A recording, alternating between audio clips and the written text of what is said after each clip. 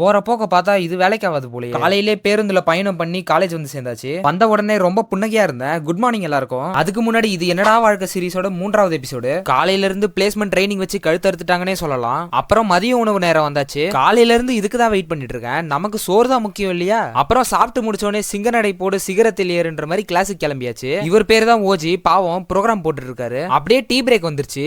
அப்புறம் எல்லாரும் சேர்ந்து ஒரு அட்டியை போட்டு பொங்கலுக்கு ஜனநாயகனா இல்ல பராசக்தியான்னு பேசிட்டு இருந்ததுலே டைம் போயிடுச்சு. அப்படியே நானும் கிளாஸை கொஞ்சம் சீரியஸா கவனிக்க ஆரம்பிச்சிட்டேன். அப்பதான் வாழ்க்கையில உருப்பட முடியும்னு சொல்லிட்டு அப்படியே காலேஜ் முடிச்சு வந்த பஸ்ல ரிட்டர்ன் போயாச்சு. வீட்டுக்கு போயிட்டு இருக்கும்போது வழக்கம் போல டீப் திங்கிங்க்கு போயிட்டேன். என்னாச்சுன்னு கேட்டீங்கன்னா, நான் போடுற இந்த சீரிஸ் பிடிச்சிருக்கா இல்லையான்னு தெரியல. சோ எப்படி என்கேஜிங்கா வீடியோ மேக் பண்ணலாம்னு கமெண்ட்ல சொல்லிட்டு போங்க. போயிட்டு இருக்கக்குள்ளே லைட்டா பசி எடுத்துக்கிச்சு. அப்படியே வீட்டுக்கு வந்து ஹாப்பி பிஸ்கெட் சாப்பிட்டு ஜாவா ப்ரோக்ராமிங் படிக்க உட்காந்தாச்சு. நீ என்னடா டெய்லி படிச்சிட்டு இருக்கன்னு யாரும் பார்க்காதீங்க. என் மண்டையில இருக்க சிறுமூலையை கொஞ்சம் பெருமூலையா மாத்துறதுக்கான வேலையை தான் இப்ப ஸ்டார்ட் பண்ணிருக்கேன். சோ நீங்களும் டைம் வேஸ்ட் பண்ணாம எதையாவது லேர்ன் பண்ணுங்க. இன்னொரு நல்ல விஷயம் என்னன்னா, இன்னும் கொஞ்சம் நாள்ல ஜிம் ஜாயின் பண்ணிடுவேன். சோ அதனால இன்னொரு சீரிஸ் ஸ்டார்ட் பண்ணலாம்னு ஒரு ஐடியா இருக்கு. அப்படியே ஒரு அருமையான பாட்டு கேட்டுட்டு இந்த ஒரு நாளை முடிச்சுக்கிறேன். அப்படியே எனக்காக ஒரு லைக் அண்ட் ஃபாலோ மட்டும் பண்ணிடுங்க. டாடா பாய்.